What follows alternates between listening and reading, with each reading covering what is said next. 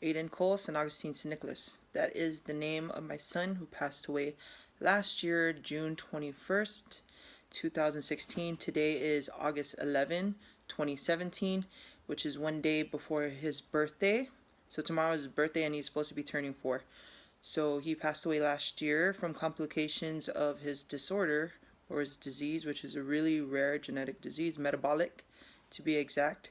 He passed away from complications dealing with his heart and also with the struggle of his lungs. I'm just gonna go ahead and talk real quick, and yes, I'm using my phone to record, and it's a front-facing camera, so if the quality is not that good, it's okay. It's more of a talking. I'm just gonna keep talking.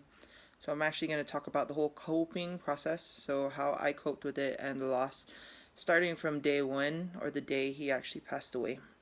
Okay, so day one was, oh, hi. So sorry. Yeah, I have my son's dog here, Shih Tzu. Her name's Appa, and she's kind of running around right now. I'm just gonna make some noises in the background, but don't mind her. Okay, so the day he passed away was a really, really tough day. So he ended up passing away on the OR table when they're trying to they're trying to actually start his tracheostomy. He's trying to start a trach just so that he can have an easy way to be intubated through the trachea instead of actually having to go through the whole process of putting it down his mouth. And the doctors felt that it would help him in the long run with some breathing complications he might have. So he ended up passing away on the operating table. They did compressions for about 45 minutes, gave a couple of doses of epinephrine because he kind of stopped, his heart stopped beating. And I believe, honestly, the first day was pretty tough. I saw them doing compressions in the operating room from the outside, and it was pretty complicated. I would say that, like, just watching the whole thing and my mind just rushing from one point to the other, it was kind of hard. I didn't really break down crying until I actually went in. I saw him laying there. He was lifeless. He already passed away. Doctor made the announcement, the time of death, and this was after they had their little huddle afterwards, just kind of go over what happened. And I just walked in, and I just saw him there, lifeless. So for me, I was kind of numb at first until it hit me that it's gonna. He was just alive about an hour ago, and I'm not gonna ever see him alive again. So I first felt that, like, it was just crazy. Like, I can't believe this is happening to me. So when everything hit me, and the moment that I realized this is probably gonna be the last time I hold him, and he's lifeless at the time, so I honestly felt like it was just crazy because I couldn't believe it and I didn't want to believe it.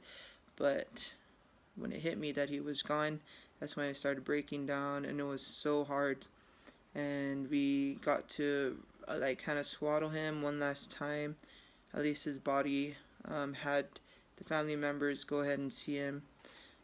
And I know it might be a little detailed, but I saw his body go from pink to pale white to purple.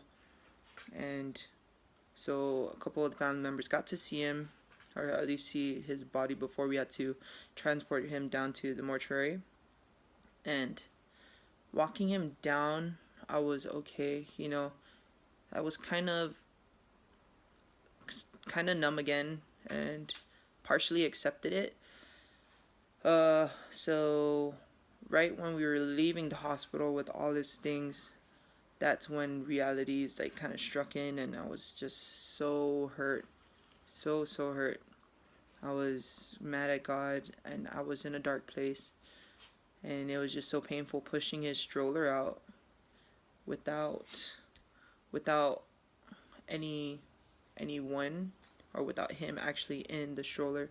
Pushing an empty stroller out of the hospital was a really, really I would say that was a painful experience for me. Coming home was totally different. The atmosphere was so different. It was quiet. We used to have his oxygen concentrator running anytime he slept, but the night we came home, we just kind of stayed home and slept, and it was just so quiet, and it was so hard. I would wake up crying from the little naps we took, my wife and I. So we decided it was kind of just a little too quiet and too painful to be at home. So we decided to keep, like, going out and leaving the house where it's not so painful.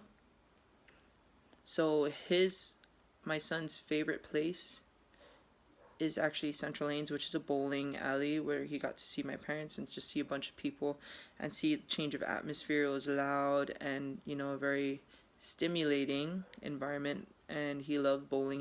He loved pushing the ball to roll down the rack, and he just loved watching people bowl. And he just loved not walking around because he couldn't walk. We had to carry him around. He loved just being carried around, seeing the different scenes, and then also the lights that were at the bowling alley. And so I wanted to go there, one of the first places to go, because it brought back only good memories. So we went there the day after he passed, and then it was just so enlightening. I was scared. I thought I was going to be like breaking down and crying. But the day after he passed, when my wife and I went to the bowling alley, it brought a little peace and, a little peace, a little acceptance into it. Into accepting the fact that he passed away. And this might be a lengthy video, sorry. Okay, let's move on to the first week was super crazy. It was just so sad, crying all the time. It was the same for the second week, I would say, crying all the time, very painful. When the third week after he passed away came, it was more of, look, I can do stuff, I can still move on. The first 2 weeks I did not want to do anything. I was a little reckless with everything, didn't care if I died or not. I just wanted to be with my son. I wasn't suicidal, mind you. I just didn't care what happened if I were to die in a car accident. I kind of drove recklessly, but not suicidally, I guess that's a word, but not in intention to commit suicide. I just wanted to die. The first 2 weeks was just crazy. I just wanted to die. And about the third week came, that's when I was like able to move on. Like, hey, you still got to do some stuff.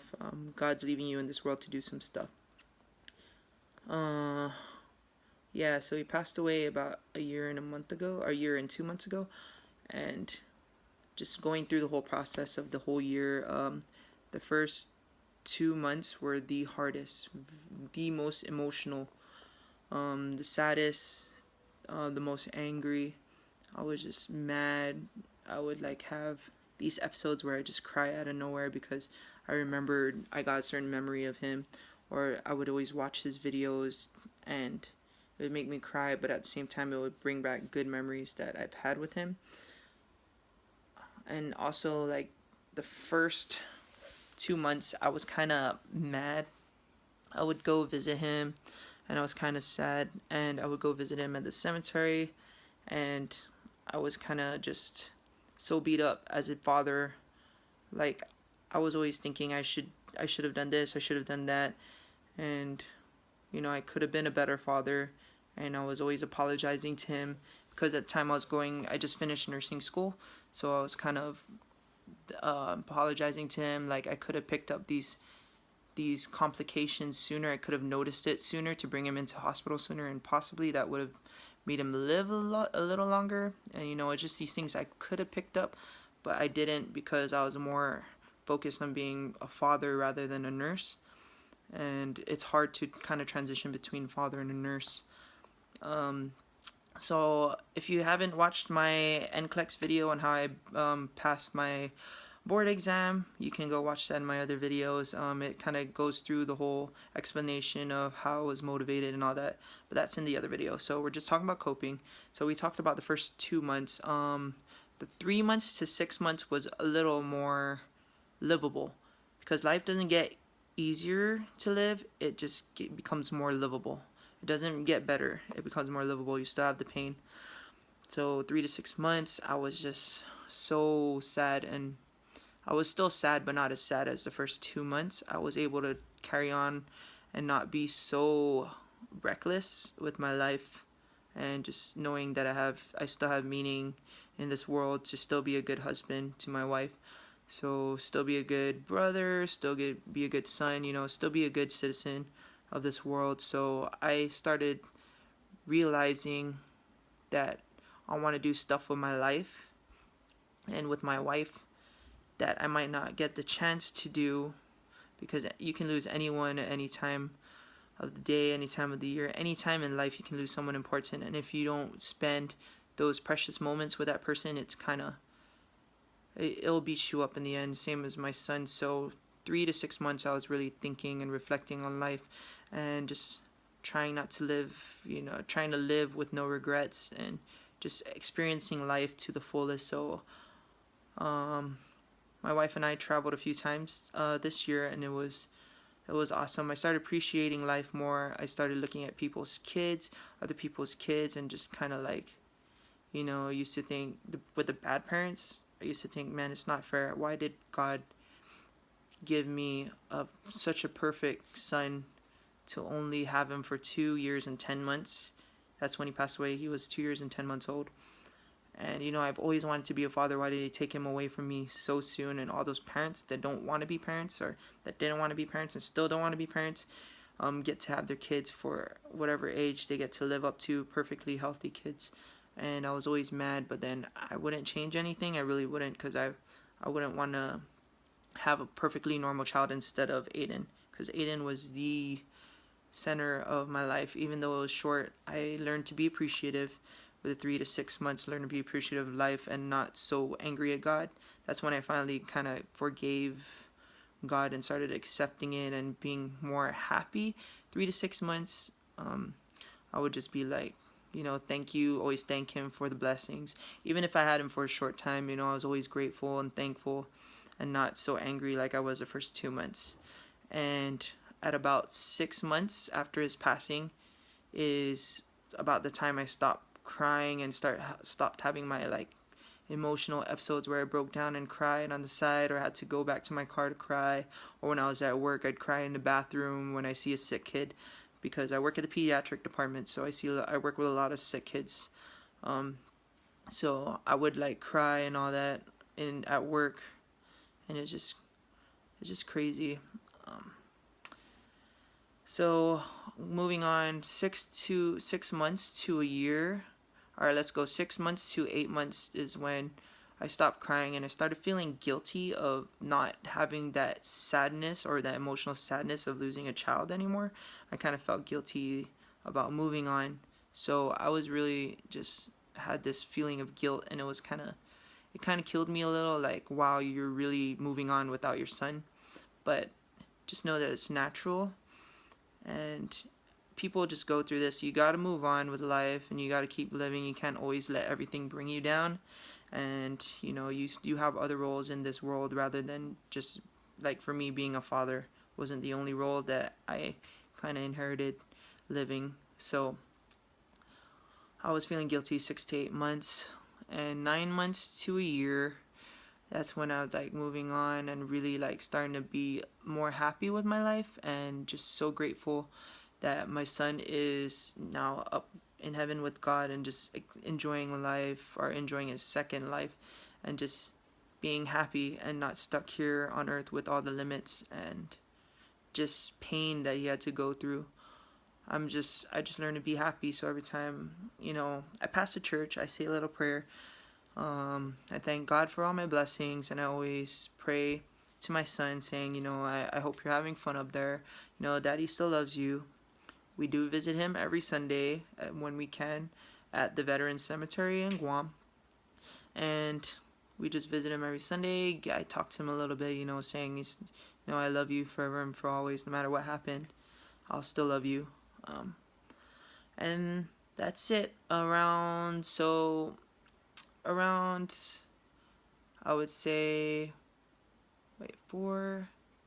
let me do the math real quick. About maybe 9 months, 10 months in, my wife ended up getting pregnant, so we were kind of happy, but it was also a scary feeling because we can have a 1 in 4 chance of having a kid with the same disorder as Aiden had. So now we kind of have a little more, I guess, something to look forward to a little bit, and it is a happy moment, but at the same time, I'm not really like I wasn't really happy in the beginning of the pregnancy. I was kind of feeling guilty, like wow, and yes, this was a planned pregnancy, so I was kind of like wow, we planned to have another child, and I had moving on, kind of like it felt like we were kind of replacing him. I felt like I was kind of replacing him, and that's not my intention. I just wanted to have another child. So dealing with the loss of an only child is just devastating. It's too hard. I would say having another child at the same time to kind of bounce off of, like, positively, would help a lot. So um yeah, so around 9 months or 10 months after he passed, my wife was pregnant, and that's how I felt. I was just guilty. I felt guilty, like, oh look, I'm moving on, and oh look, it kind of felt like we were replacing him. So I kind of felt bad and guilty, but then I know I feel like my son would have been, would still be happy. And I plan to not love this child more, but then to just live life more because we never know what could happen with this child. So that's just it. So around 12 months, his 1 year death anniversary, I was just, I think it, for me, it was kind of a happy, sad. It was kind of 50-50. I was happy in the beginning, like he's been up with God for a whole year. That's pretty exciting. Um, and then at the same time, it brought me down because I remember this day is a very, very sad day. That's the day we lost him, but then the day heaven gained an angel. So it's kind of like mixed 50-50, sad, happy. And right now it's been about, I would say, 14 months since he passed, and I still feel the same way as I did about a year, or not a year, 9 months to a year after his passing. But then I am not feeling so many feelings of sadness. Honestly, I really don't feel too sad. Good thing I recorded a lot of videos. My wife and I recorded a lot of videos, took a lot of pictures. So when I'm feeling like lonely and I just miss him, I look at the videos and it just makes me laugh or smile. And sometimes it can get emotional, but not to the sad part. It's more of a happy. So I would say if anyone's watching this video because they can relate or they want to like learn how it feels to go through the whole coping process in a year, thank you for watching, and I hope this video helped. And my only tips is the first 2 weeks is going to be the toughest. If you have support system, hang on to them, bounce off of the positivity, and try to, I guess for me, what worked in the first 2 weeks was distraction. Just trying to distract yourself from what actually, like how you lost your child. Just distract yourself from that, but just, try to think positive. Up to 6 months, you're, like for me, I cried every single day, and it was like the hardcore breakdown where you just like really crying out loud and everything. That's completely normal to be doing that up to 6 months, honestly. Up to from 6 months to a year, don't feel guilty about moving on because you might feel guilty. Don't feel guilty at all. Actually, just it's more of accepting the fact and being happy that your child's with God. That helped me so much with the feelings of guilt or sorrow or anything I felt at the moment that was negative. Yeah. So my take from having him here on earth for this short time, with him as a child and me as a father, I would have, if I could go back in time and change anything, it would be to spend more time with him and just to be more loving and more understanding when he would get sick, to really just want to hold him and cuddle him and make him comforted, and rather than just trying to treat him medically. Be there as a parent, and even if you're in the medical field like me, just be there as a parent and just be there to comfort your child, and just show them that you love them so much, and no matter what happens in this world, that you always love them. just spend time with your family. Like they say, YOLO, you only live once. It's true. And sometimes, everyone only lives once. So the amount of time you have to spend with a certain special family members, especially a kid, is something indefinite you will never know.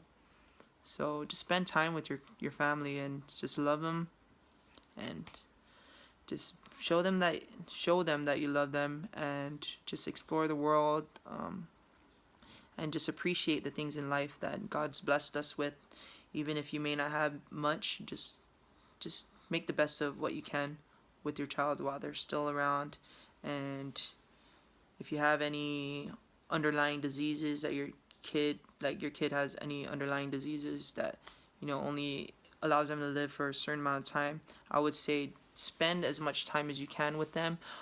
A lot of the other things, like certain things that could be held off, should be held off, and just spend the time with them, whatever time they have, as much as possible. Because you know to me, it's more important to be there as a parent rather than to be there as someone who's not really around. And you want your kid to understand that you're the parent, and that you can make them feel blessed and loved.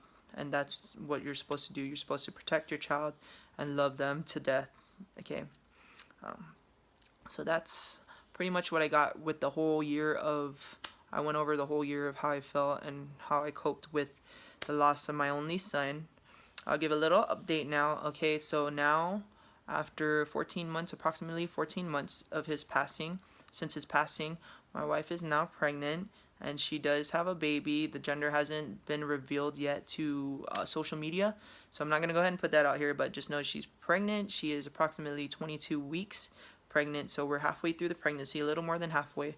We are excited, and so Aiden's going to be a big brother. And me, myself, as an update, I started working as a registered nurse at one of the local hospitals we have here, Guam Regional Medical City, and it's located kind of away from the other local hospital we have here. But I work at the pediatric unit, and I work with sick kids, and I'm getting trained. Actually, yeah, in the moment I'm getting trained to work in the pediatric ICU, where I can take care of really sick kids. But I think my son's my motivator to get kids better, and to kind of give parents, like, I always try to educate the parents on like living life with their kids and how to take care of them, because there are several things I didn't know as a parent that I do as a nurse. So I kind of incorporate that, teach them the things on how to I guess catch the things early, so they don't have to bring in their kids so sick.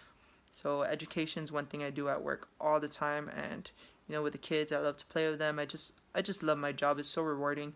And especially those parents who have to deal with like kids that are super sick, and they're not looking so, I guess their outlook's not really, the prognosis is not really positive, like they could lose their child.